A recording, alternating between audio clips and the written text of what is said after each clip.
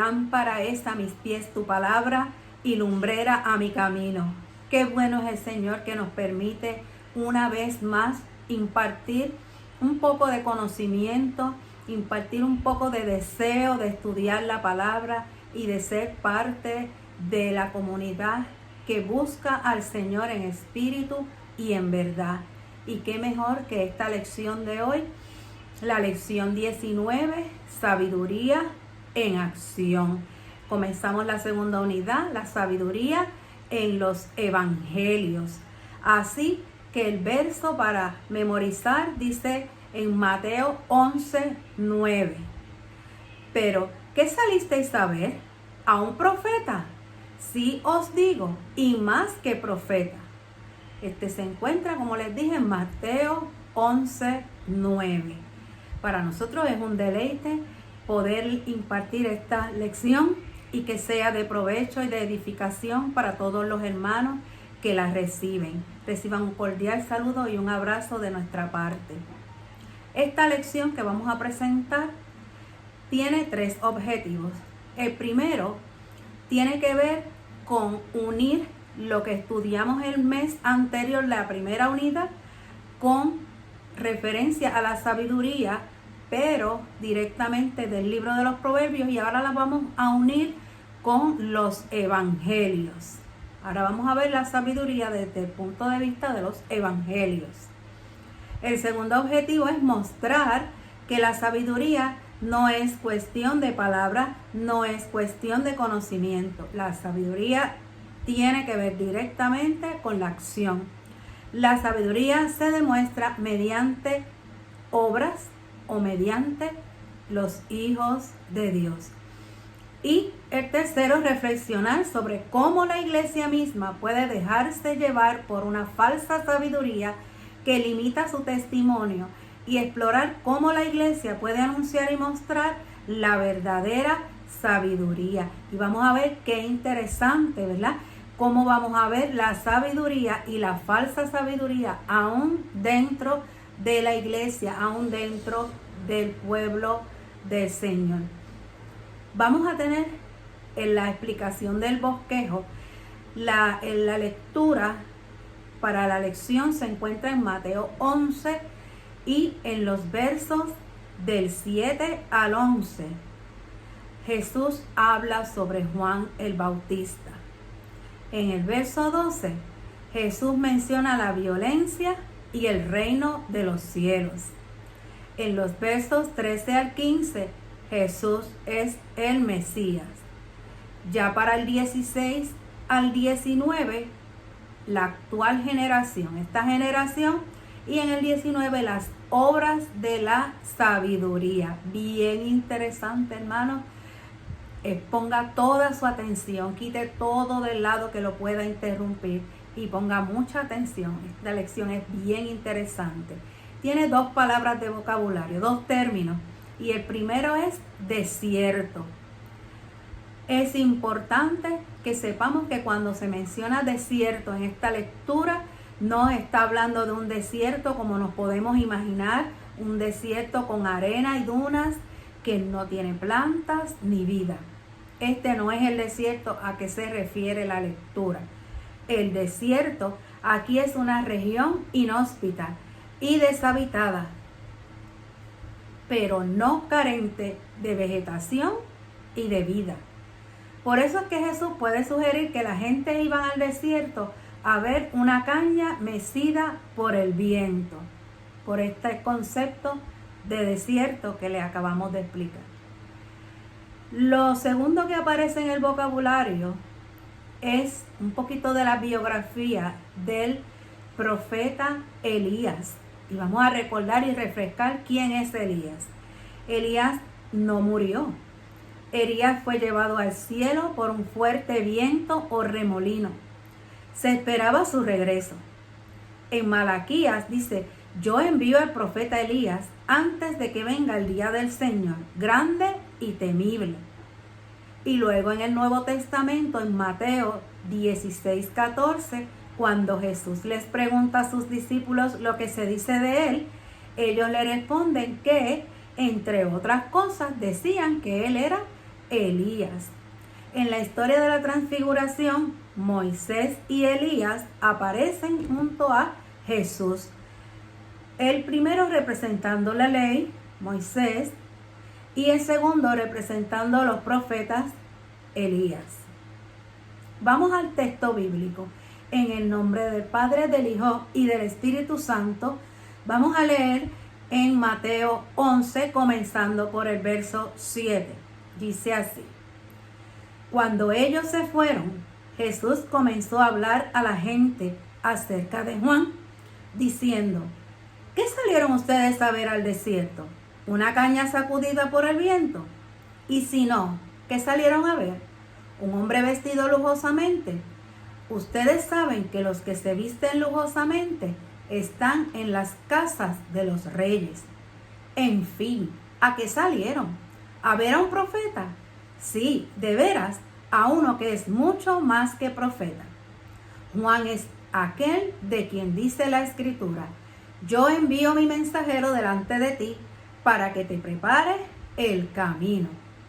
Les aseguro que entre todos los hombres ninguno ha sido más grande que Juan el Bautista, y sin embargo el más pequeño en el reino de los cielos es más grande que él. Desde que vino Juan el Bautista hasta ahora, el reino de los cielos sufre violencia, y los que usan la fuerza pretenden acabar con él. Todos los profetas y la ley fueron solo un anuncio del reino hasta que vino Juan. Y si ustedes quieren aceptar esto, Juan es el profeta Elías que había de venir. Los que tienen oídos, oigan. ¿A qué compararé la gente de este tiempo? Se parece a los niños que se sientan a jugar en las plazas y gritan a sus compañeros: Tocamos flauta, pero ustedes no bailaron. Cantamos canciones tristes, pero ustedes no lloraron. Porque vino Juan, que ni come ni bebe, y dicen que tiene un demonio. Luego ha venido el Hijo del Hombre, que come y bebe, y dicen que es glotón y bebedor, amigo de gente de mala fama y de los que cobran impuestos para Roma. Pero la sabiduría de Dios se demuestra por sus resultados. Amados hermanos, vamos a tener la lección por el hermano Richard López, recordando que la palabra sabiduría que vamos a ver en los evangelios se refiere con letra mayúscula a Jesús, al mismo Dios. Sabiduría es lo que debemos pedirle al Señor todos los días para afrontar cada situación que estamos viviendo en estos momentos. Y que el Señor nos ayude y nos fortalezca. Y con ustedes el hermano Richard López para tener el análisis de la lección. Hermanos, Dios les bendiga a todos. Damos gracias al Señor porque una vez más podemos estar entre ustedes y a través de estos medios ofreciendo la clase de escuela bíblica para el día de hoy.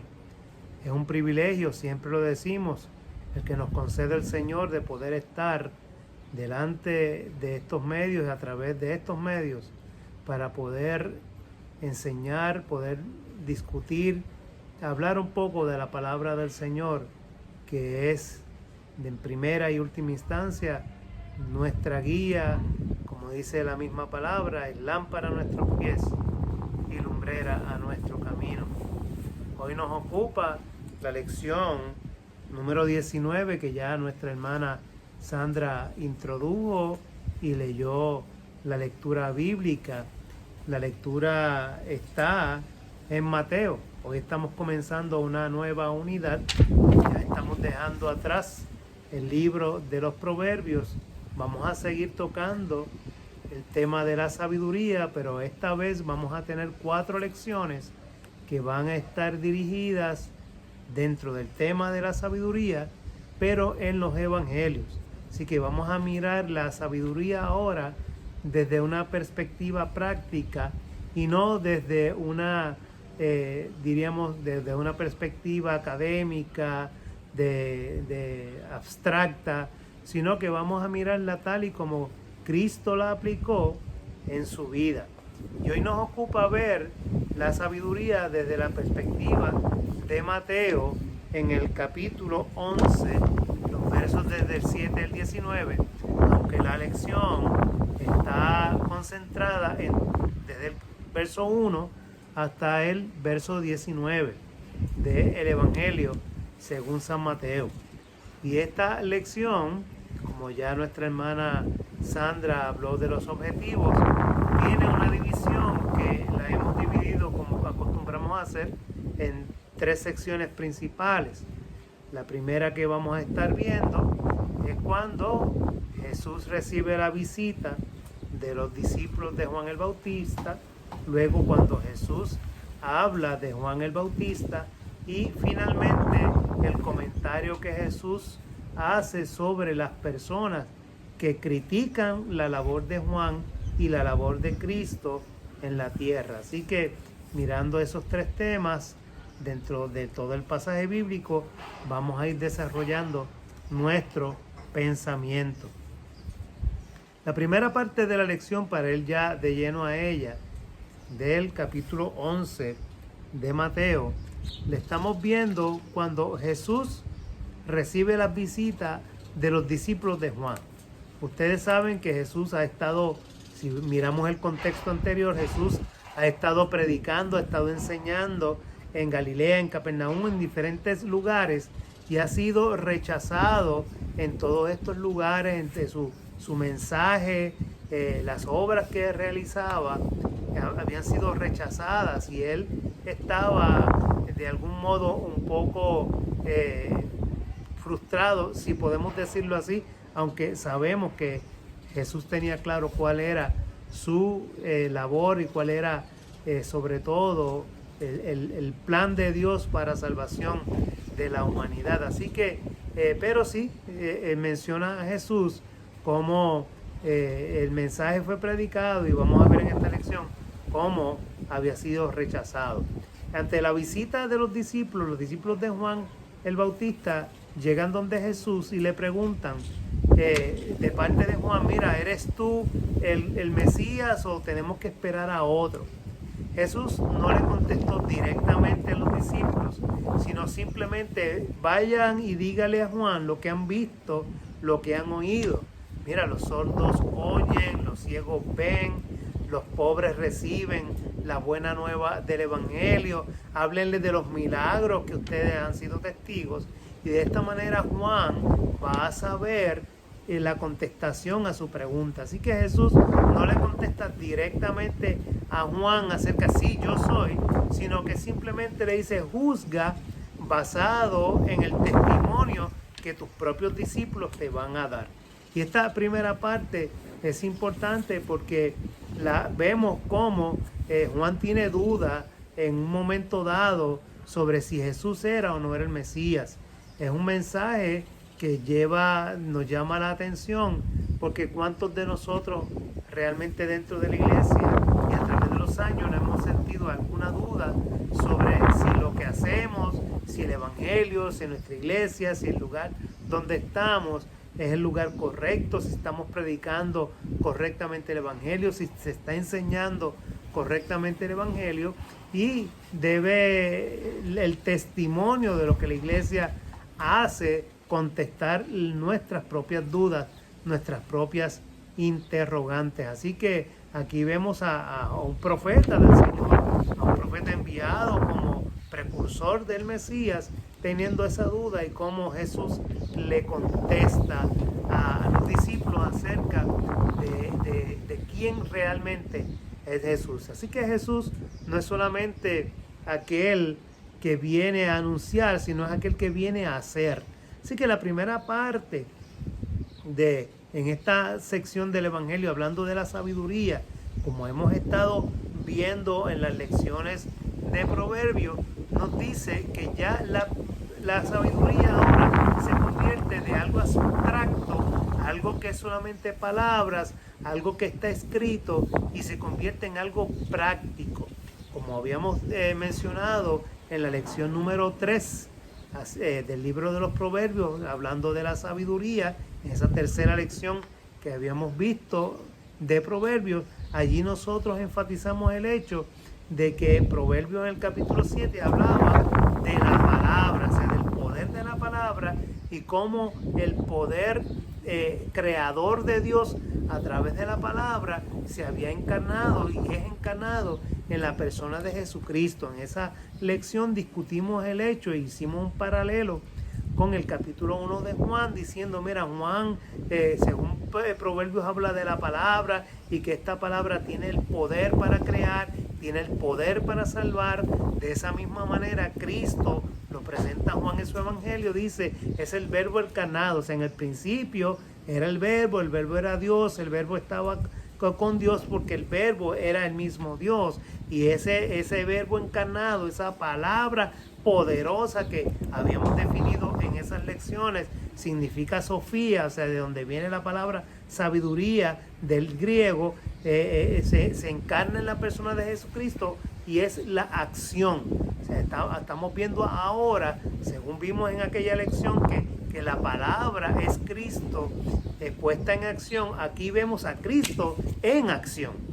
Por lo tanto, cuando está Cristo contestándole a los discípulos acerca de quién es Él, si Él es verdaderamente el Mesías, Jesús simplemente le contesta, vean ustedes las obras, vean ustedes lo que se está haciendo, háblenle de la palabra que ha sido predicada y enseñada y de las obras y los milagros que se están realizando en medio de la comunidad, y juzguen ustedes si es o no es entonces el Mesías el que está obrando de esta manera. Así que de esta forma Cristo se personifica como la palabra. O sea, ya no es una definición, ya no es un concepto académico, ya no estamos hablando de proverbios escritos, no, estamos hablando de una persona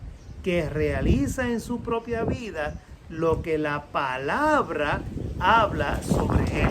Entonces es Cristo obrando con poder en medio de la comunidad, y de esta manera se contesta a la interrogante de los discípulos que vienen, de los discípulos de Juan, que vienen a donde Jesús a hacerle esta pregunta. Como segundo punto, la lección entonces comienza a hablar acerca de Juan, y Jesús cambia su línea de pensamiento hacia Juan el Bautista y comienza con unas preguntas retóricas que en cierto sentido a veces usted dice, bueno, no tiene sentido lo que Jesús está preguntando o está bien argumentando con las personas que están escuchando. Lo primero que Jesús dice acerca de Juan, bueno, ustedes fueron donde Juan y ustedes esperaban ver una persona ataviada, bien vestida en el desierto. Y hace esa pregunta, y todos sabemos que nadie se viste bien, y menos con vestiduras reales o con vestiduras de palacio en un desierto. Máxime cuando todos conocían y sabemos por el Evangelio que Juan se vestía con vestidura, ¿verdad?, de cabra y pieles ásperas, lo que usaba Juan, y comía saltamontes literalmente, que es lo que quiere decir langostas, y miel silvestre. O sea que Juan no era una persona que estaba ni bien vestida, ni comía comida de ningún palacio o algo que se asemejara a eso. Así que, y no es que Jesús estuviera criticando a Juan o hablando de manera irónica, es que de primera intención le dice a las personas, bueno, de ustedes detrás de Juan, ¿qué era lo que esperaban encontrar? O sea, ustedes iban detrás de Juan esperando encontrar ¿qué? ¿A un hombre bien vestido? Pues mira, no lo iban a encontrar, porque Juan no era esa persona. Así que Juan no era esa persona bien vestida que ellos esperaban encontrar. Así que eso es parte de los interrogantes que Jesús le hace a la multitud cuando dice, ¿y qué salieron a ver? ¿A un hombre vestido con ropas lujosas? Pues no, realmente no fue eso. ¿Qué salieron ustedes a encontrar? ¿Qué fueron a ver al desierto? ¿Una caña sacudida por el desierto? Esa es la otra pregunta que le hace Jesús. Y hay dos posibles interpretaciones, ¿no? Una es que simplemente en el desierto no hay otra cosa más que, ¿verdad? Este tipo de vegetación que para nada es verde ni otra cosa, o sea que no hay nada glamoroso en ir al desierto, pero por otro lado, tal vez hay una referencia al rey Herodes y de la manera en que Juan le habló y confrontó a Herodes, lo que todos conocemos, le costó la vida por haber confrontado así al rey Herodes. Así que fíjense que miren las preguntas que Jesús está haciendo. Primero, ¿fueron ustedes al desierto a encontrar algo espectacular? Un palacio u otra cosa que llamara mucho la atención. ¿O fueron ustedes al desierto a buscar a una persona bien vestida lujosamente? Las dos contestaciones sabemos que es no. Y la tercera entonces entra en la discusión. Ahora, ¿salieron a buscar a un profeta? Ah, bueno, si salieron a buscar un profeta, entonces encontraron a un profeta. Y dice Jesús, y no solamente un profeta, más que un profeta, porque entre los nacidos de mujer no ha habido uno más grande que Juan el Bautista. O sea, estamos hablando que Jesús tenía un alto concepto de Juan y que Dios, quien había preparado el camino a través de Juan para Jesús, tenía claro cuál iba a ser el ministerio de este hombre ya desde Malaquías, que establece ya en el capítulo 1. He aquí el que prepara el camino para mi siervo. Así que Juan es ese que iba a preparar el camino, el que iba a preparar todos los corazones de aquellos, porque Juan predicaba el arrepentimiento, y el arrepentimiento para que cuando el Mesías llegara, entonces esos corazones estuvieran preparados para recibirle. Así que cuando está hablando Jesús acerca de Juan el Bautista y está hablando de este que es enviado, está presentando a un hombre que tiene la capacidad y la unción para de parte de Dios presentar al Mesías, que en este caso es Jesús quien habla de Juan en estos términos. Así que Jesús está confrontando a las personas diciéndole, mira, si ustedes lo que esperaban encontrar era a un profeta, pues eso encontraron, un gran profeta del Señor, uno que ha sido el profeta más grande, según Jesús lo define, en todo el Antiguo Testamento. Y valga la importante señalar que Juan es el último profeta del Antiguo Testamento, porque cuando digo del Antiguo Testamento, lo digo en términos de lo que es la ley, porque hasta Malaquías y luego de los 400 años de silencio, no se había levantado profeta en Israel hasta Juan, pero Juan predicó y Juan llamó al arrepentimiento desde la perspectiva de la ley. Es con Cristo que se inaugura la dispensación o la época de la gracia. Así que Juan es el último de los profetas bajo la dispensación de la ley, bajo la época de la ley. Así que este último profeta, Jesús, es a quien está señalando como el más grande de todos los profetas que había habido en Israel. Así que Jesús les dice a él, si fueron al desierto a escuchar sobre un profeta, eso es lo que encontraron. Y ciertamente Jesús está tratando de guiar el pensamiento para luego, que es la tercera parte del pasaje y de la lección de esta mañana, guiarlas en el pensamiento para entonces hablar en términos de lo siguiente. Seguimos leyendo el pasaje. ¿Qué dice? Bueno, ustedes fueron detrás de Juan tratando de encontrar algo grandioso, algo esplendoroso, algo fuera de lo común. Bueno, yo les digo, Juan era algo fuera de lo común, pero no era lo que tal vez ellos fueron a buscar, porque la gente por lo regular va detrás de ¿qué? De lo espectacular. La gente busca siempre algo grandioso, algo fabuloso. Muy pocas personas van detrás de escuchar palabra de Dios que les confronte, que les guíe, que les cambie. A la gente le gusta mucho el espectáculo. A la gente le gusta mucho que le hablen en términos de que todo está bien y todo va a estar bien, como hemos hablado y discutimos en las lecciones de los profetas que anteriormente hemos hablado. O sea, ese es el pensamiento de la gente.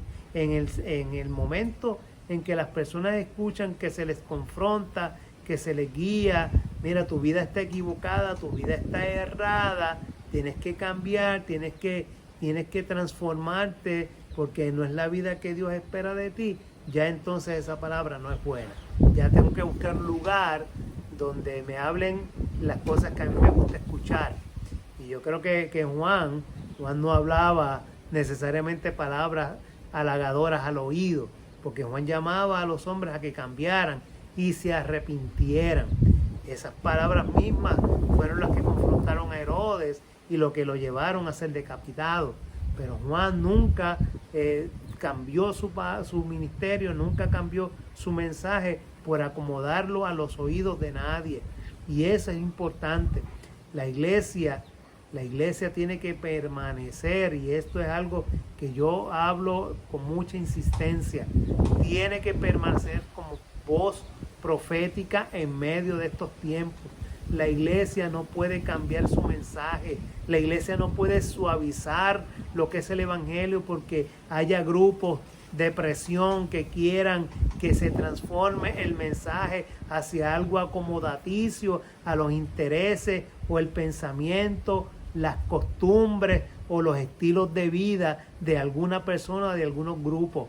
No, la iglesia no puede claudicar ante lo que es el nuevo mundo y lo que éste quiere imponerle a la sociedad y a la iglesia. Nosotros tenemos que mantenernos firmes dentro de ese pensamiento cristiano, y es uno que es confrontativo, porque el evangelio nos confronta con la verdad.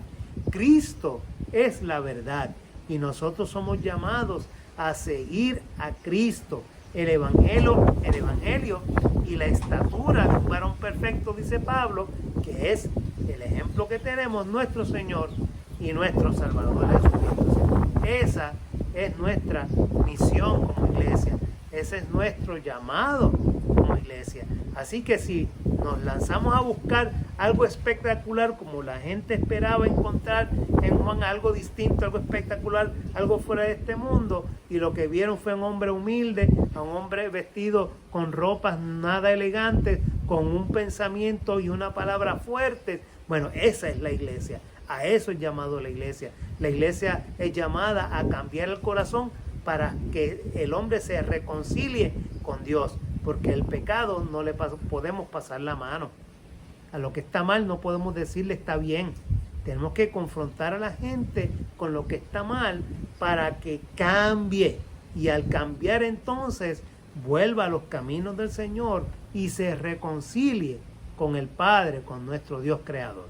O sea, esa es la intención de la iglesia, ese es el llamado que recibe la iglesia cuando Cristo le dice: id y predicad este evangelio a toda criatura, y el que creyere, ese será bautizado, y el que no creyere será condenado. O sea, esas son palabras claras en la Escritura, o sea, no las podemos cambiar, es lo que dice el evangelio de nuestro Señor.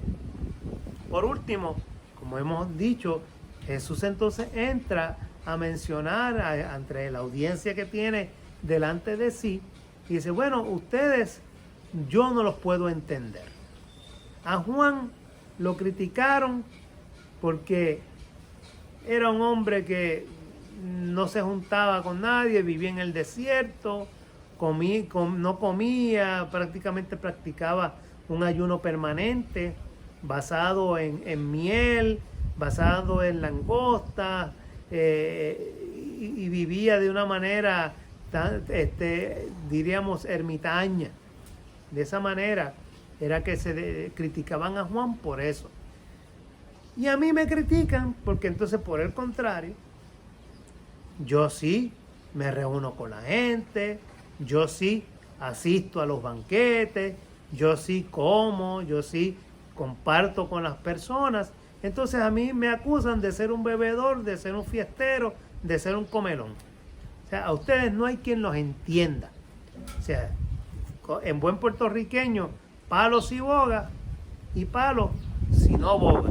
La realidad es que cuando tú no quieres aceptar la palabra del Señor, aunque te la digan de manera fuerte y contundente al estilo de Juan, o aunque Cristo venga con su mensaje de amor y misericordia, aunque Jesús fue también fuerte en su mensaje cuando confrontó a los fariseos y a los líderes religiosos, ahí no hubo palabras suaves ni hubo mucho amor de parte del Señor, sino que hubo confrontación y hubo bastante firmeza en sus palabras. Decía, bueno, no quieren recibirla ni de una manera ni de otra. Así que, ¿qué vamos a hacer? Ustedes son como muchachos, como jóvenes, y aquí se compara un poco, tal y como el libro de los Proverbios hablaba, que le hablaba a la juventud acerca de buscar la sabiduría, de cultivar la sabiduría para que fueran personas inteligentes. Aquí Jesús dice, bueno, ustedes, si se les toca música alegre en una fiesta, no les gusta. Si se les toca música de estilo funeral, tampoco les gusta. ¿Por qué? Porque el problema no está en la música, si es buena, si es suave, si es alegre. El problema no está en el mensaje, si es un mensaje fuerte o un mensaje reconciliador o un mensaje basado en el amor. El problema está en la mente de las personas que no quieren aceptar el mensaje del Señor. Así que si tú no quieres aceptar el mensaje del Señor, ¿qué podemos hacer? O sea, ¿qué alternativa tenemos para poder trabajar contigo, para poder mirar el Evangelio de otra manera? Por eso es que Jesús concluye en esta conversación que tiene con su audiencia y le dice, luego le ha venido el Hijo del Hombre que come y bebe y dicen que es glotón y bebedor, amigo de gente de mala fama y de los que cobran impuestos para Roma. Pero la sabiduría de Dios se demuestra por sus resultados. ¿Cuál es la conclusión de la conversación que Jesús tiene con esta audiencia? Mira, tus actos, tu testimonio, tus hechos hablan más que tus palabras. Por eso es que al principio, cuando los discípulos de Juan vienen y le preguntan a Jesús acerca de si él era el Mesías o había que esperar a otro, él le dice, vayan y díganle a Juan lo que han visto, lo que han escuchado, cómo se predica, cómo se enseña y los milagros que han visto. Y de esta manera concluye Jesús ante esta audiencia diciendo, mira, ni a Juan lo aceptan por su estilo de vida, ni a mí me aceptan por mi estilo de vida, a pesar de que hago milagros, obro y hablo del Evangelio, hablo de la palabra, o sea, no la aceptan. Así que, ¿quién es sabio entonces? ¿Quién es sabio? La pregunta entonces de Jesús hacia esa audiencia es, mira, el sabio es aquel que reconoce en medio de los actos de Jesús al Mesías, al Señor, Dios, Salvador, Todopoderoso. Y entonces a usted se le conoce, a la iglesia se le va a conocer como aquella que en medio de los tiempos actúa, lleva el mensaje correcto, lleva un mensaje de acuerdo al Evangelio.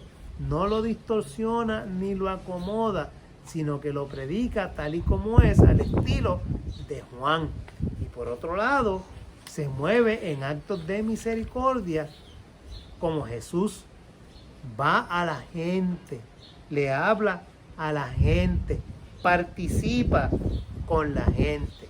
Así que la lección de hoy entonces nos enseña y nos muestra a cada uno de nosotros que debemos preguntarnos, ¿verdad?, ¿qué estamos haciendo en medio de nuestra sociedad para enseñar y educar a los más jóvenes? O sea, la lección de hoy, sobre todas las cosas, nos está diciendo que la iglesia ha de juzgarse por lo que hace. ¿Okay?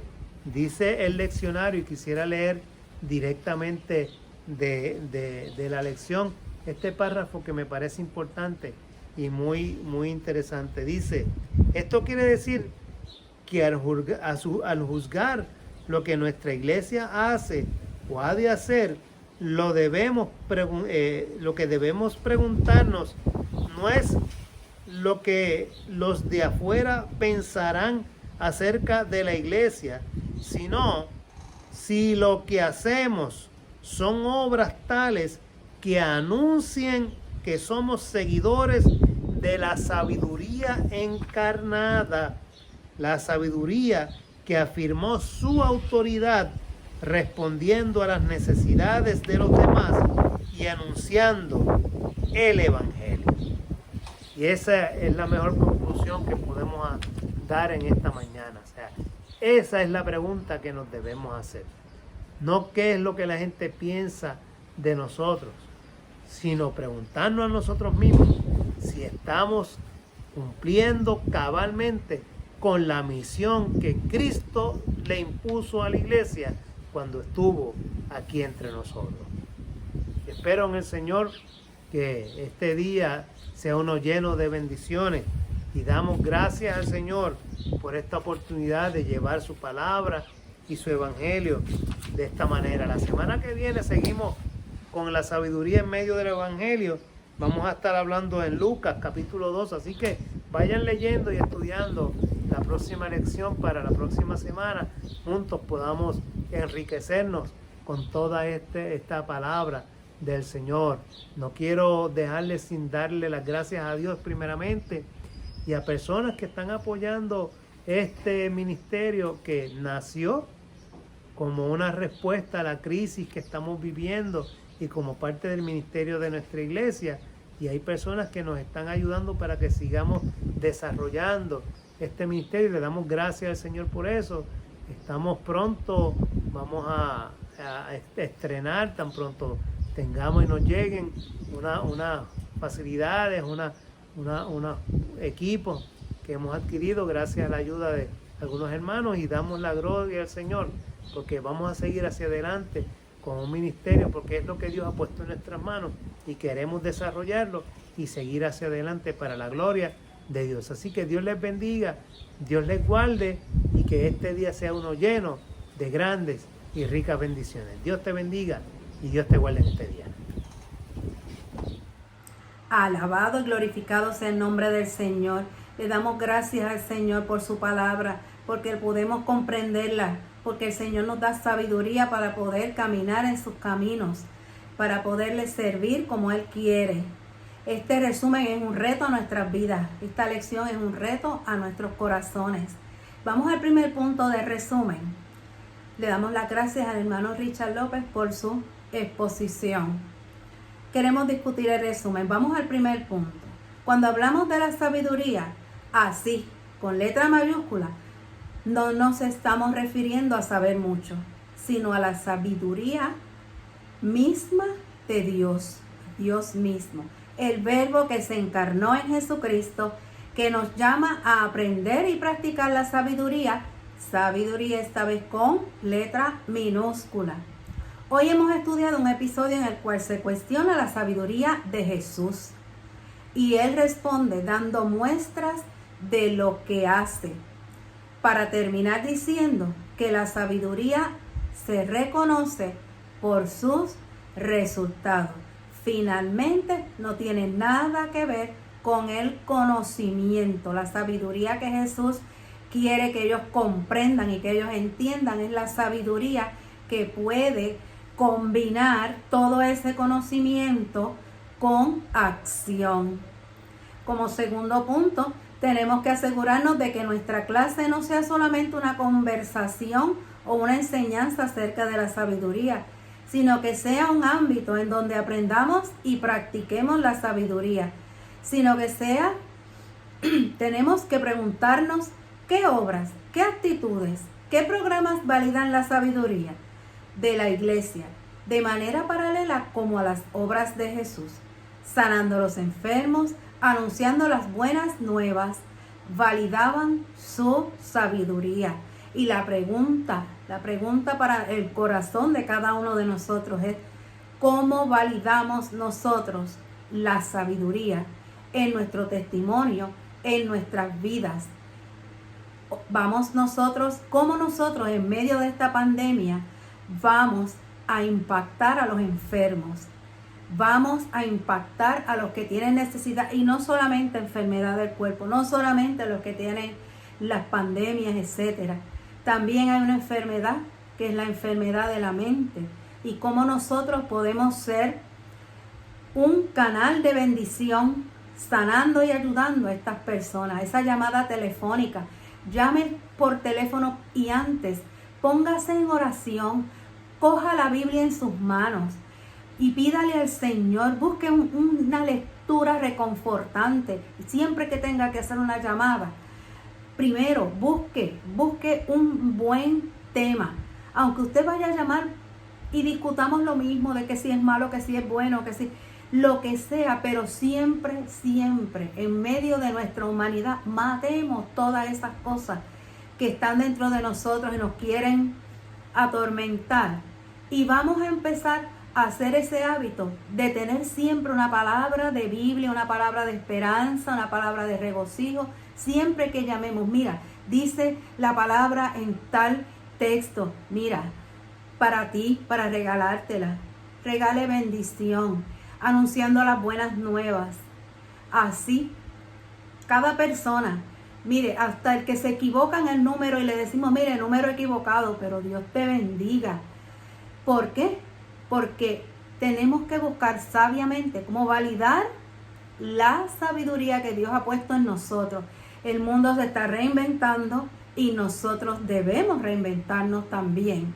El Señor nos llama a ser sabios. Si tienes una buena idea y la quieres compartir con nosotros en el chat, también estamos disponibles para eso, para proclamar las ideas que todos tengamos sobre la sabiduría. Y al final, en el resumen, dice que como nosotros como iglesia, que hagamos una lista en lo que nosotros podemos dar testimonio.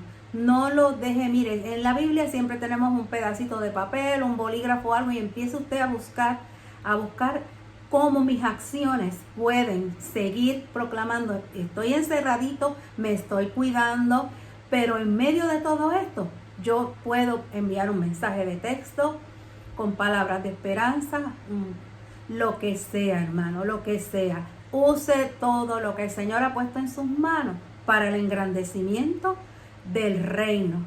Y vamos a preguntarnos cómo podemos mejorar. ¿Cómo podemos mejorar? Cada día le damos gracias al Señor por todas las cosas que Él nos da y por las cosas que podemos hacer para Él. Pero también debemos decirle, Señor, ¿cómo puedo mejorar? ¿Cómo yo puedo proyectarte a ti de una manera más efectiva? Amén. Clase bien buena. Esta clase de verdad que a mí me ha gustado muchísimo y yo espero que ustedes también. Vamos a terminarla con una palabra de oración.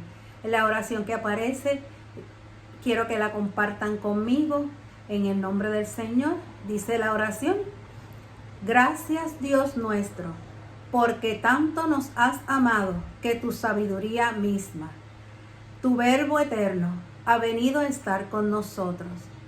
Llénanos de esa sabiduría de tal manera que sepamos dar testimonio verdadero y poderoso de quién tú eres y de lo que has hecho por nosotros y nosotras como individuos, así como por tu iglesia como comunidad. Guíanos por caminos de sabiduría. Ayúdanos a dar frutos que sean manifestación de tu sabiduría. En el nombre de Jesús hemos orado. Amén, amén, amén. Hasta aquí la lección. El Señor los bendiga, los guarde, los cuide y los siga protegiendo en medio de toda esta situación. Para ustedes se ha presentado la lección 19, cuyo título es La sabiduría en acción. Y la lectura base fue Mateo 11, del 7 al 19. Dios les continúe bendiciendo.